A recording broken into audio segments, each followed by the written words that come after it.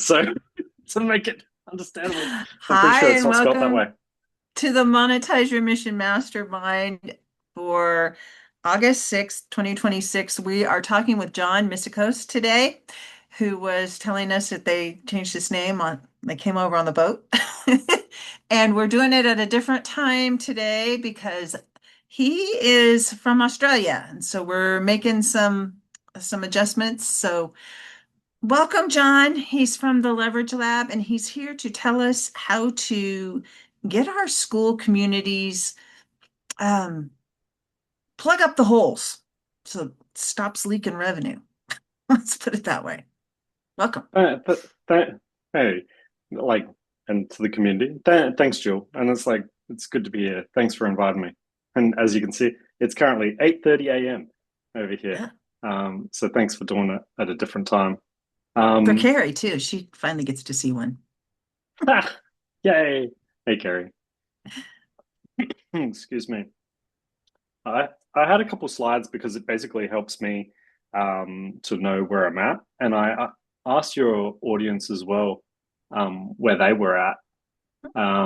So I'll share that if that's all right. Yeah, absolutely. You have total control, Ooh, all the power. all the power. Hi, Evelyn. Uh,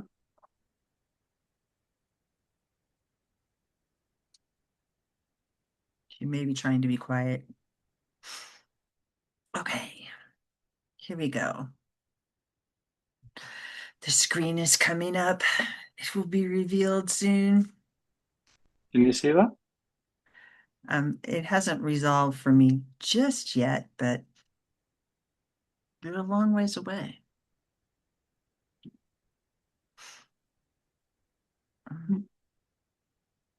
It is. Give me a minute. Mm. See what it's doing. Well, it just stop doing what there. We're trying again. Yeah. Yes, you can't fix How's what you that? can't see. Yep. Yeah. So so myself, bit like just 2 seconds on myself. Um, I came into this because I've got engineering experience. I've been an engineer and I've helped people build so many things. Um, and I'm really good at maximizing, optimizing things.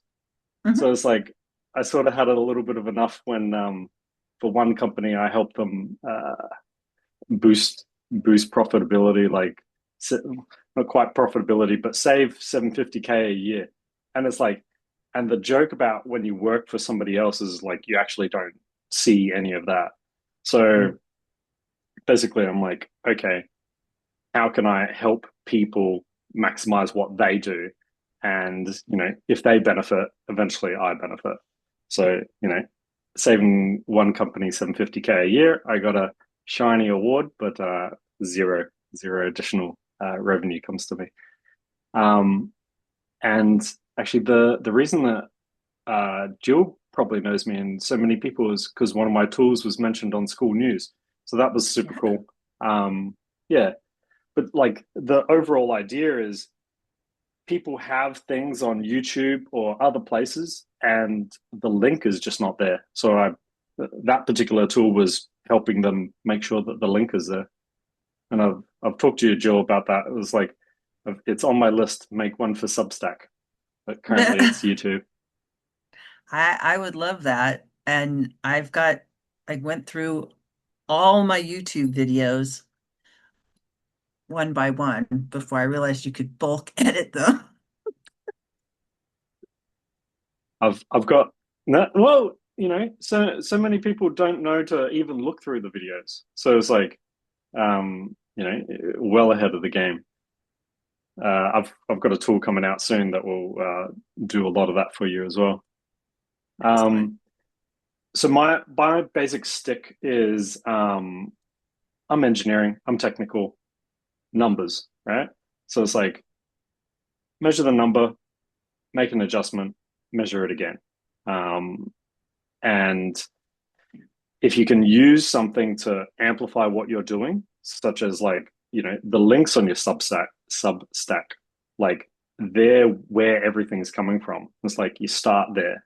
So I'm all numbers based. Mhm. I asked your community, what should I actually talk about?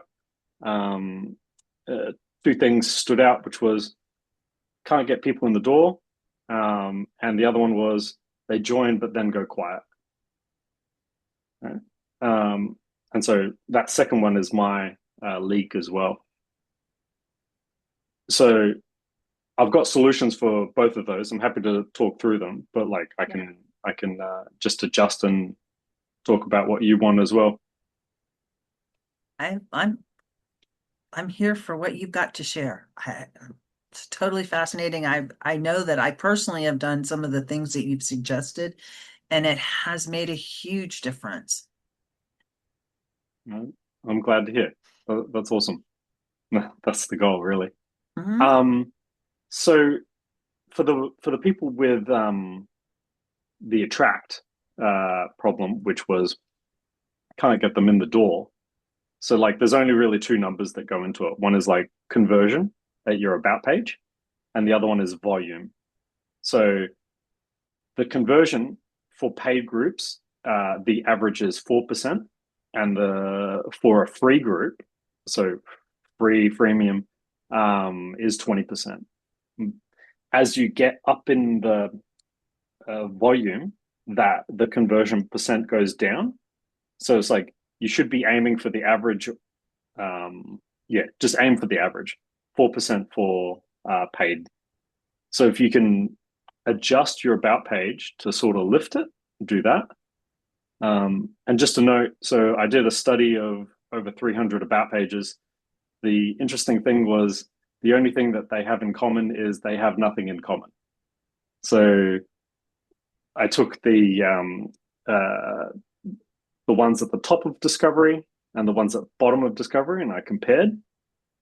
But there's so much variation. So basically, it's if you everyone is unique, right? And you're uniquely correct for your audience. So you just the only way to do this is like to test it.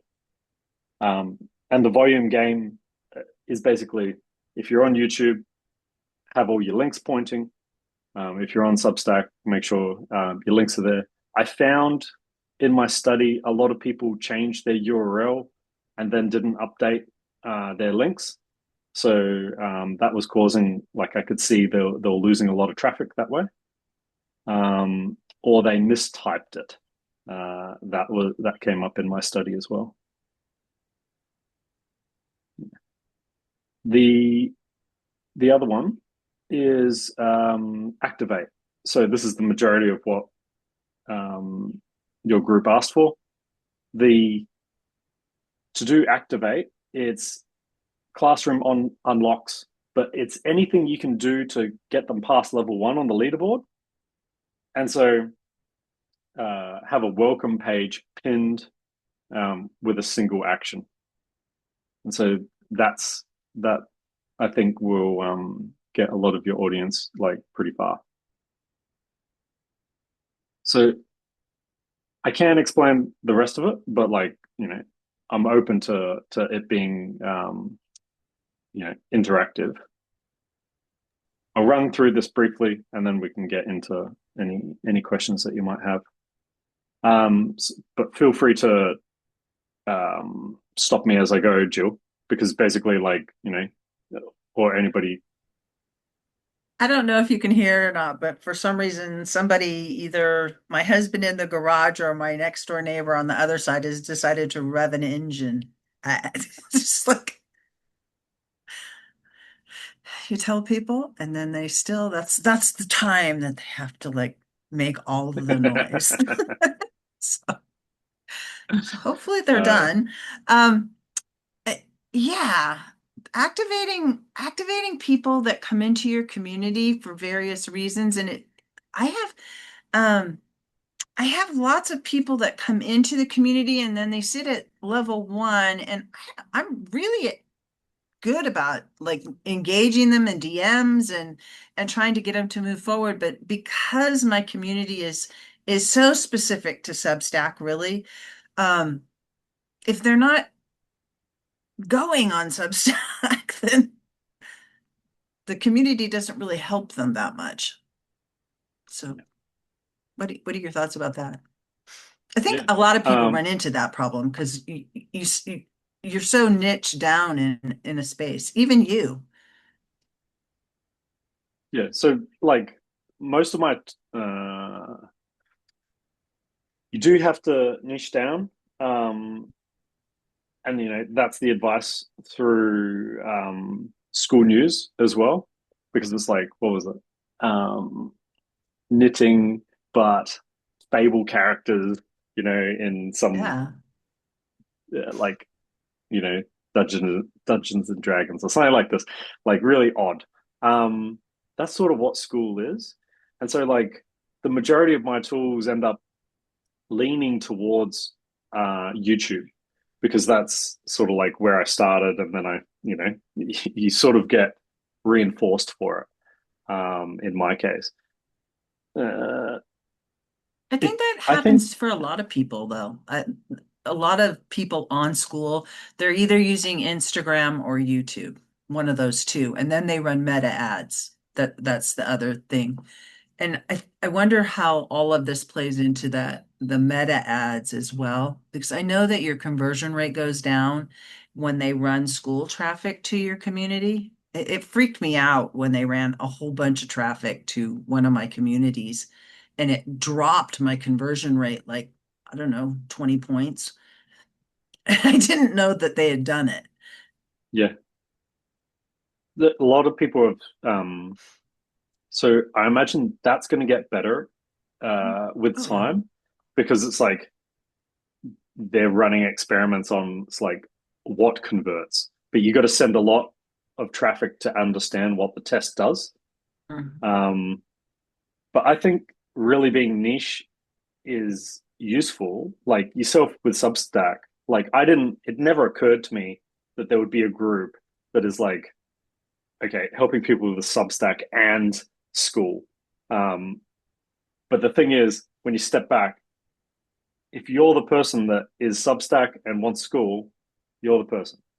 Like there's not many alternates. There's Um, nobody even on Substack doing what I do because I'm about hmm, Substack for long form content, but School is where you deliver your offers and you hold your community. It the two go together really well, but nobody else is really in that space. I think like, just like, so I did the study on 300 plus about pages, Mhm. and like it basically points to the same thing. It's like being very niche, as long as it's resonating with another group, with other people, it works. Like everyone is here because they're so different. Even if I remember doing a marketing course, and they were talking about the biggest barrier is not um, necessarily the product, it's who you are as well. So it's like, if, say, I did Substack, I would attract a very different group, because I'm just like, I'm a guy, I look like this. Mhm. Um, and And so you're it's an like, it's not engineer. yeah. And so my approach is very different as well. You can see my approach in what I do here: numbers based, analytical, and that attracts a different kind of crowd. Um, so Sam said it multiple times. It's effectively like, he not his exact words, but it's like, be you, be your unique self. Yeah, that works on Substack too, by the way. Does it? I It haven't used it does. enough. I used it for It's a short bit. mhm. It's it's a space where people can just be themselves and they can be their whole self. They don't have to just be the niche that they're in. And school is like that too. In fact, I think the school communities that I know of that are the fastest moving and the most active are communities where the leader is there's one of the community, but they also share a lot about themselves. It's like you're walking into their living room and you're sitting down and you're having a chat with them. And it happens, every day. And you have like, you go live with people and you have these workshops.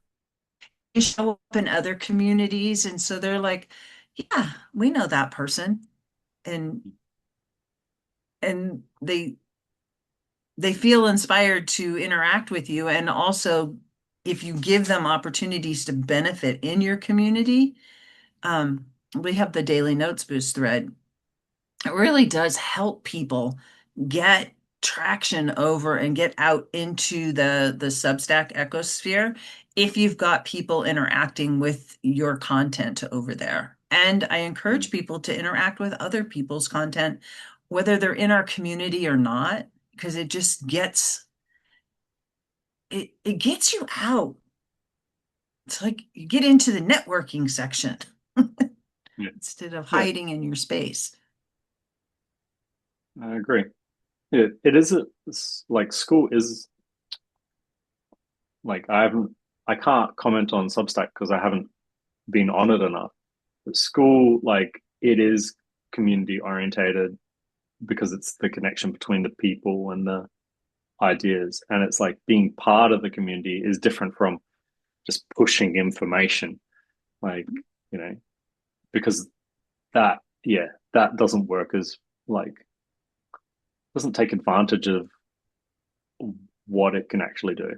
Because it's like the aim is like, well, not the aim, but a different way of orientating your community is it like it's the idea and it's not just held by you, it's held by other people.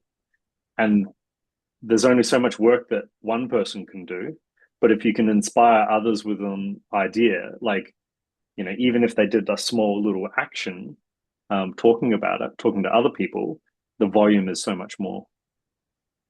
Yeah, it does work that way. Kerrie, did you want to jump in here and ask questions or comment or?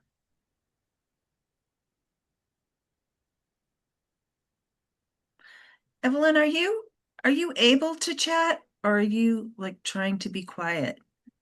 She also said you get free tips on water heater repair. In my community, you get tips on air conditioning repair.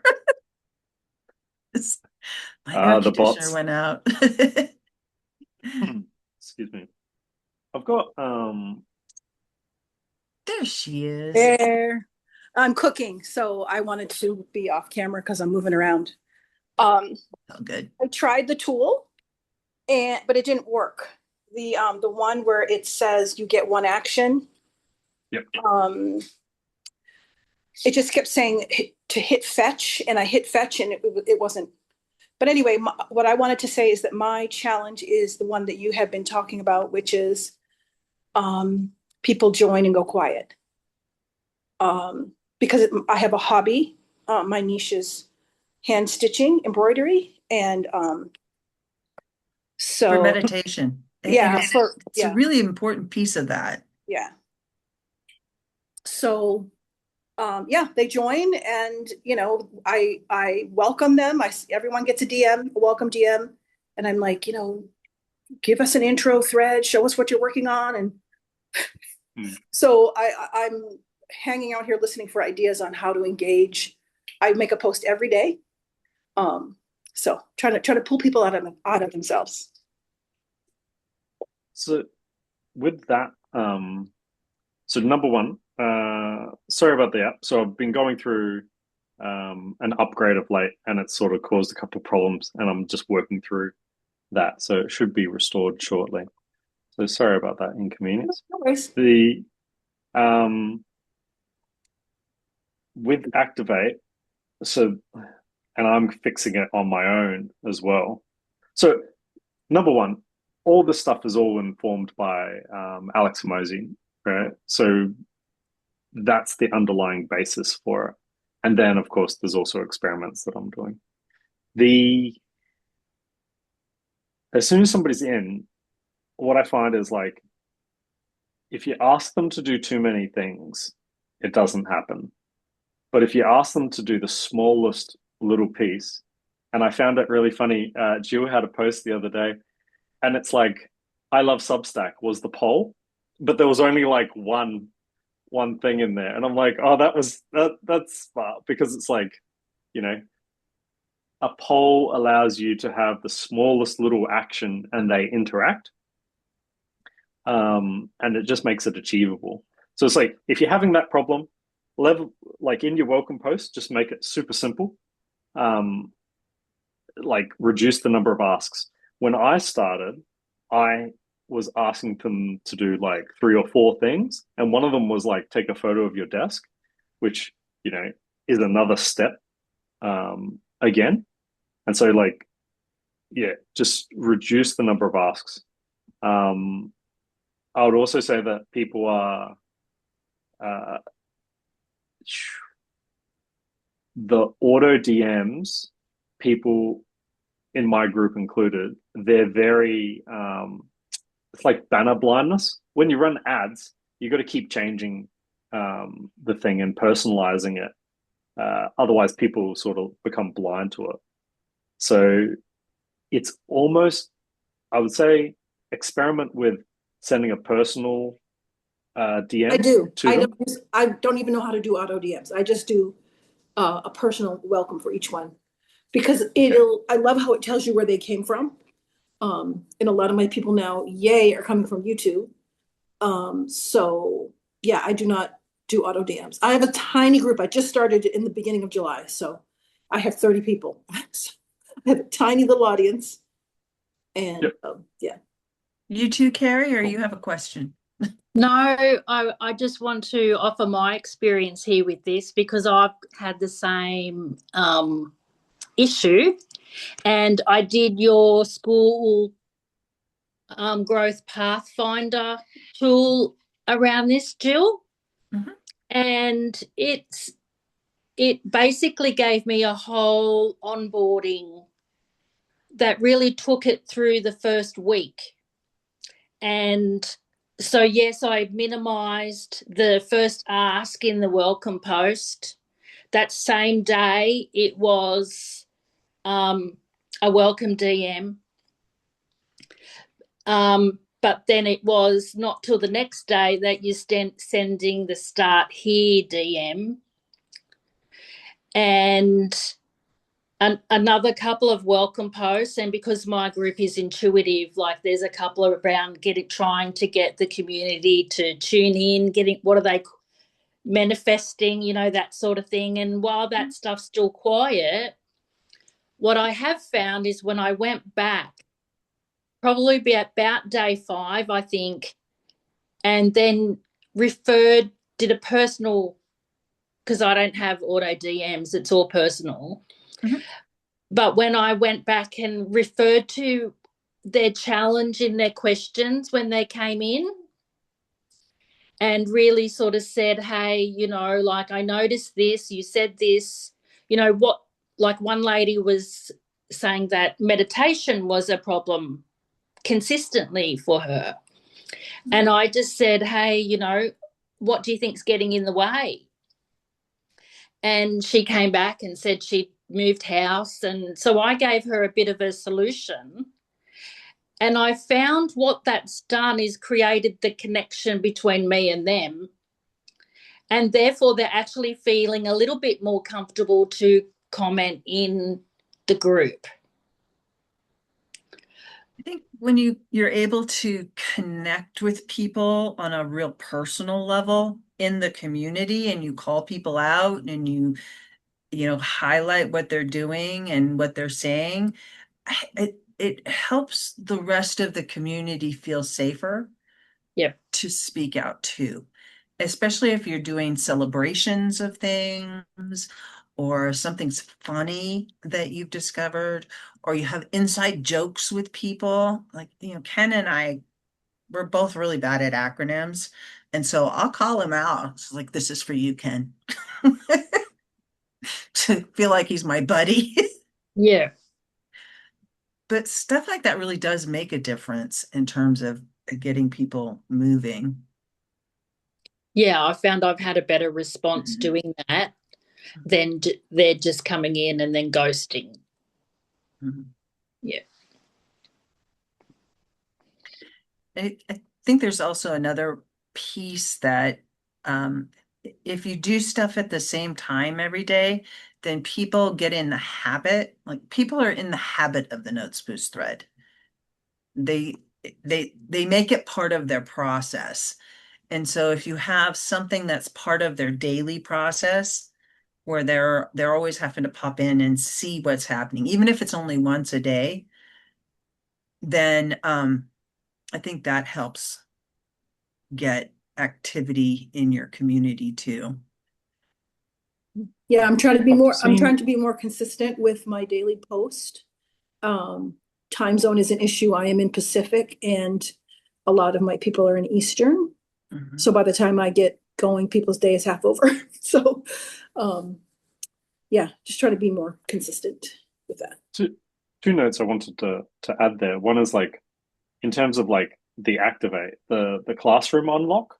So it's like things are progressing. It's not necessarily a classroom. It could be like, you know, a one-to-one catch up with yourself.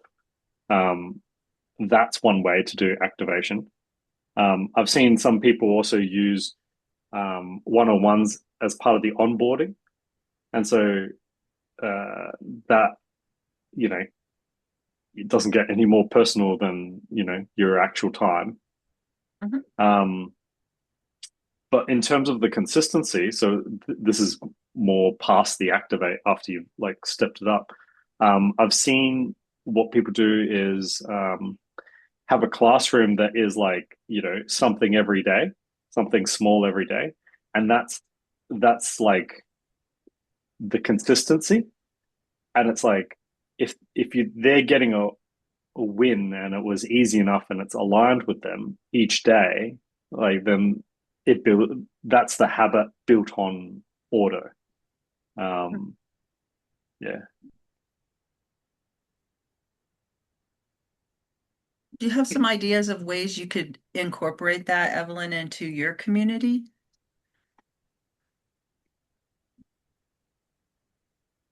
Not off the top of my head. I'd have to, because I mean, I don't know that I have the bandwidth to do a one-on-one with every new member. But I can figure out how I can pull something adjacent to that for a You more wouldn't personal touch. you wouldn't have to do it with every new member. In fact, most new members won't do it. It's kind of like the client acquisition audit that I do with people. Mhm. It's not for everybody. And you know, some people come into the community and they already have a rockin' Substack and they don't really need my help.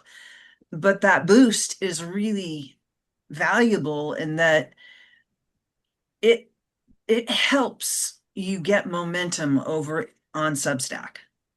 It just it's the most valuable thing about the community. Mhm. Everything else is just kind of like the frosting or the cookies. It's just like extra stuff to be able to get you in a position to really take advantage of that notes boost.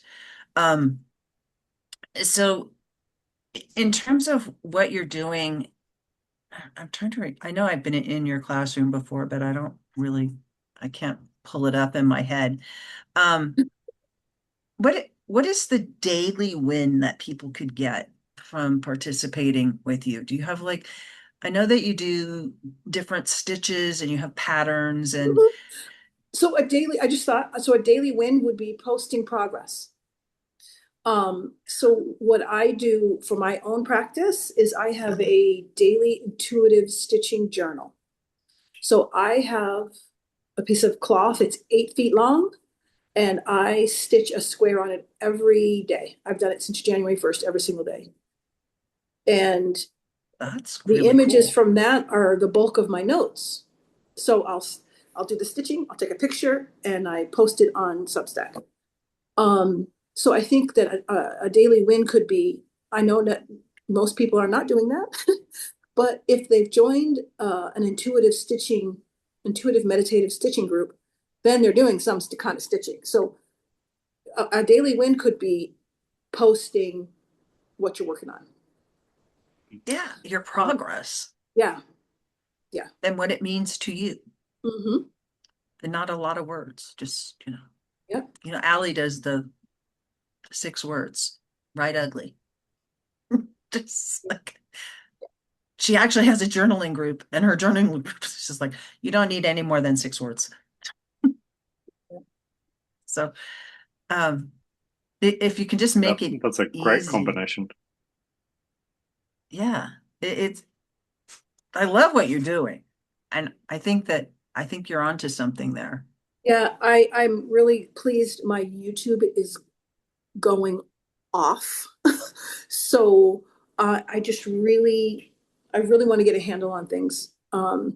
This is I think my fourth attempt at YouTube to make something happen, and something's happening like gangbusters. So I'd really like to keep the momentum moving. And yeah, I'm definitely found a nice little niche within a niche that is serving people. So I'm really pleased. Have you really looked at those videos in terms of what is it that's causing them to want to come over to the community? In fact, asking them in those little DM messages, hey, I see you came over from YouTube. Which video did you watch that caught your interest? Yeah, I'll have to ask that. And I would only ask that one question. Yeah, I'll ask that. And Because yeah, I'm in another group. I'm in far too many school groups. Let me just be clear. I'm in way too many. My goal is 222. Okay. So, and this one man does YouTube coaching, and he sent me a message. He goes, Evelyn, I visited your YouTube channel. He said, I don't even stitch anything. I don't know from embroidery, but I like watching, and I like the popping sound that the needle makes when it comes out and then you pull the thread. He said, it's kind of like ASMR.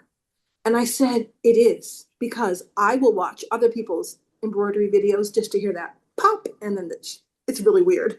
But because the focus is the meditative, the zen of just pulling the needle, and just like, we're not all trying to perfect our satin stitch. We're not trying to make flowers that look real. We're trying to use the mental health benefits of doing a repetitive hand task. That's it. So yeah, I will definitely ask that question. That's a beautiful question. I will ask, like, what is it? Because my videos are very simple. I don't teach.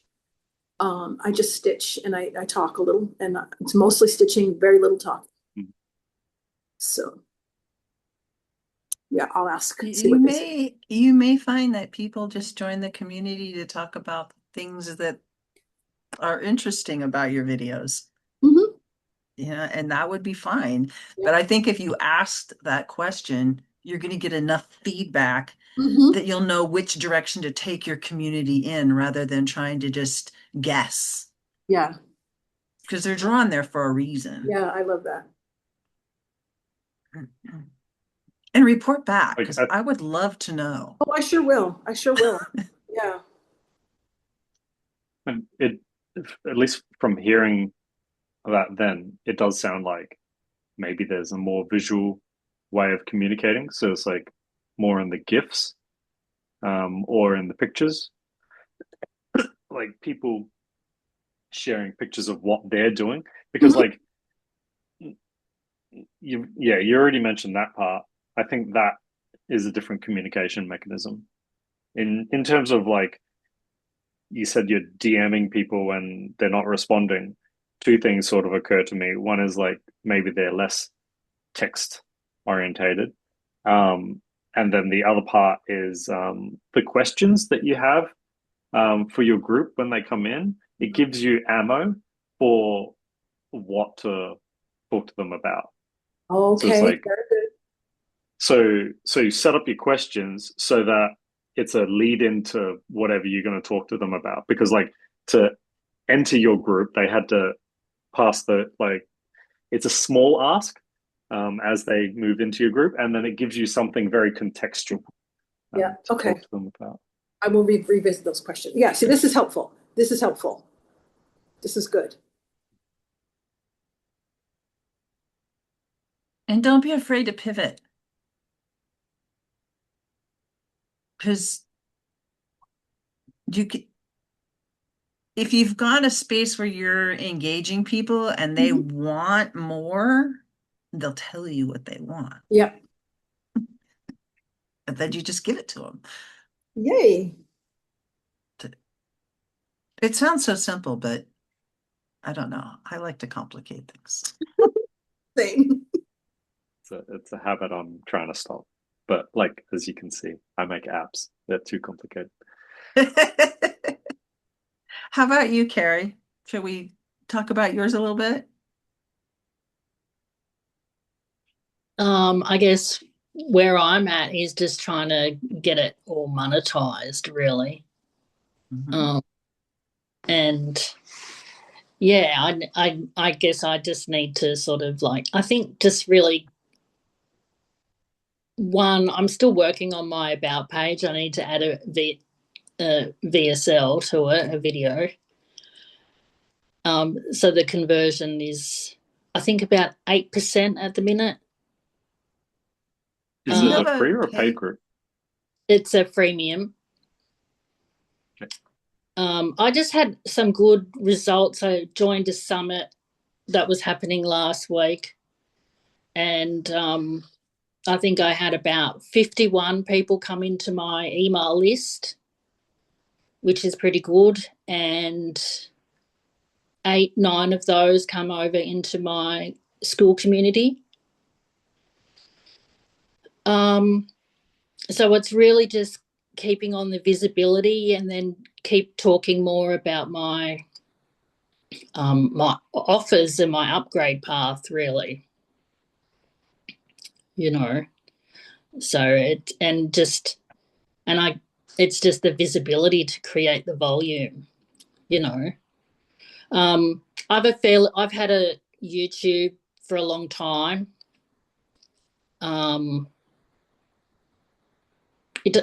And I'm consistent on it this year, but it doesn't do I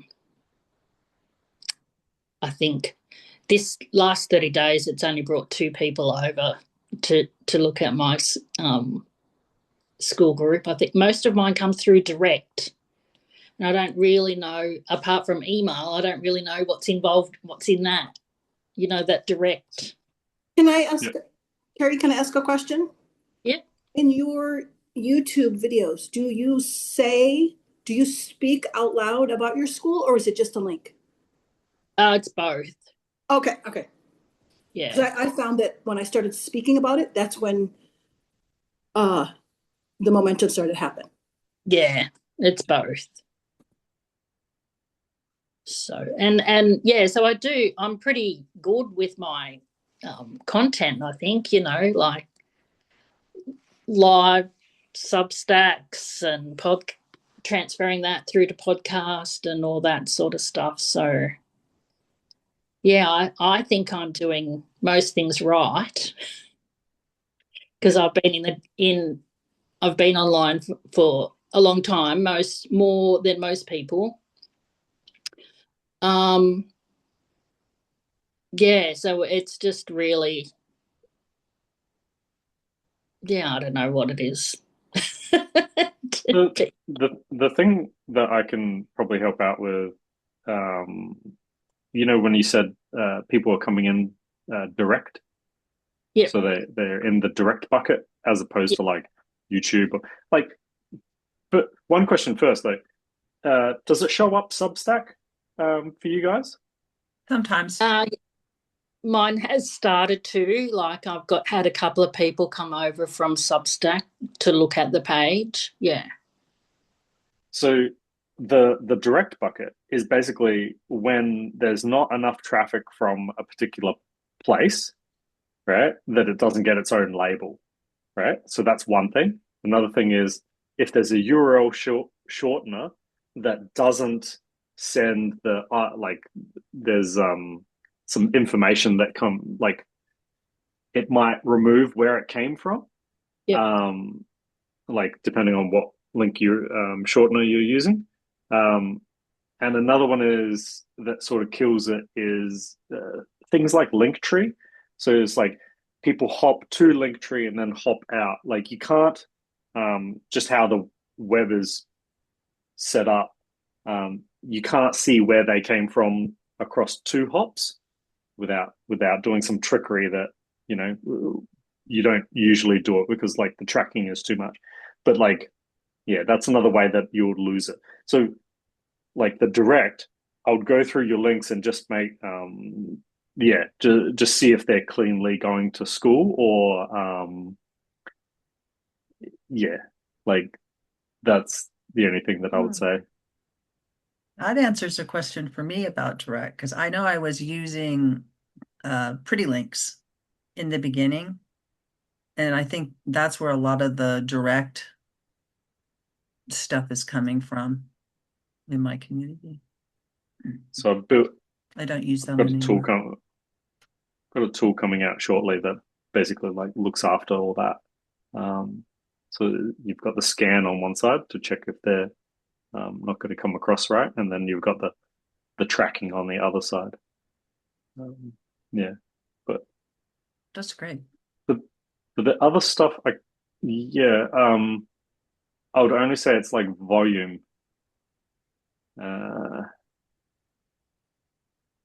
Because like mentioning it in the videos and in the stuff itself is a better CTA than just the link, and you're already doing it. So I can't think of anything else right now. No, that's it. That's why I think I'm doing all the right stuff. It's just the volume.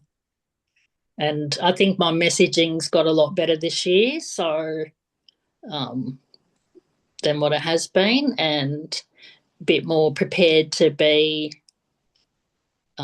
more outspoken or controversial in my niche this year, to sort of, you know, create that paradigm shift that I want to create with a book I've got coming out. So it's just, you know, in the process. It is. And also you can take your conversion number and figure out how many people you need to send in order to get one new member. It's just math. Yeah, that's right. But you sort of have no control over when you're sending out content. You can't do it with content, but you can do it in your mind. You can understand that I've got to get this many people to look at it to get a member. And so it doesn't feel like, oh, you know, nobody's finding me.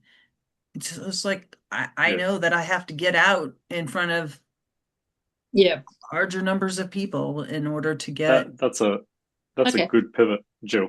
Like changes the mindset. Because like I think I see what Kerrie might be thinking in terms of like you put a piece of content out there and it might go really well and it might flop, right? And so, but you can't control. That's the thing you can't control. Yeah. But if you took the average or the baseline, like, you know, each content gives me, I don't know, say 10, 100 views, and then every 100 I get a person. Like I'm just making up some math, right? Math is wrong. And so then you just go, well, I want 10 more people, which means, you know, you just multiply it out.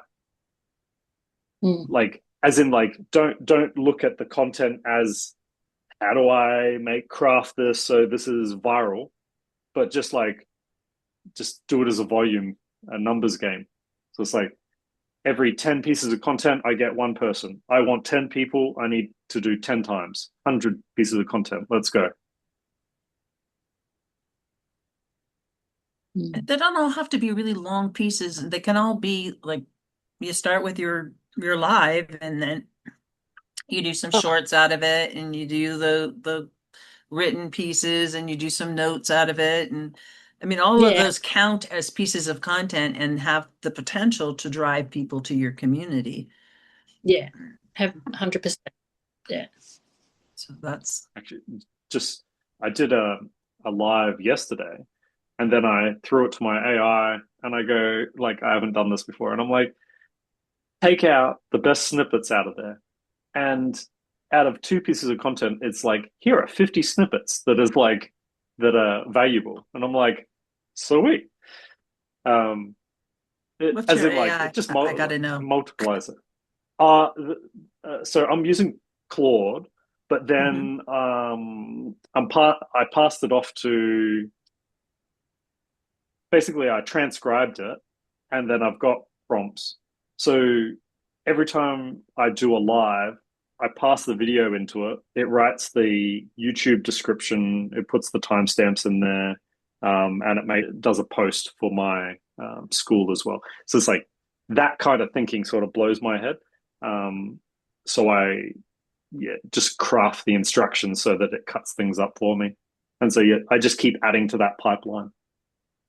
Every time I'm like, oh yeah.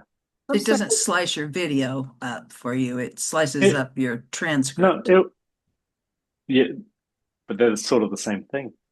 Yep. Like as in what I'm saying is like people don't normally think like that. They think the transcript is separate. But if you've got a video and then you've got a transcript, then the AI can read it, and then it just knows the timestamp of it and it will slice. It won't do as, like, you've got to finesse it a little bit more. It's not as good as a human doing the timing, but you could get closer and closer. So this is how a lot of the stuff will do SaaS that for you, you know. What do you mean? Oh, does Substack do video or like? Yeah, you can upload video and it'll make you clips, and you can decide where the clips are going to be, but it'll do that. Yeah. That whole process for you. Yeah, there's also a free software called Descript, which does what you're describing is that you just go in and delete the word, and it cuts that section out. So you edit the video by editing the actual words. I absolutely love it. Yeah, it's pretty cool. So that's why I mean, in terms of like, it used to be separate, and now it's like, what you can do with AI and some of the pipelines is just crazy. But I'm using Claude Code to do it. Claude's amazing. They're all so amazing. Honestly. I get them to get chat to get me stuff to give to Claude, to get me stuff to do to Grok.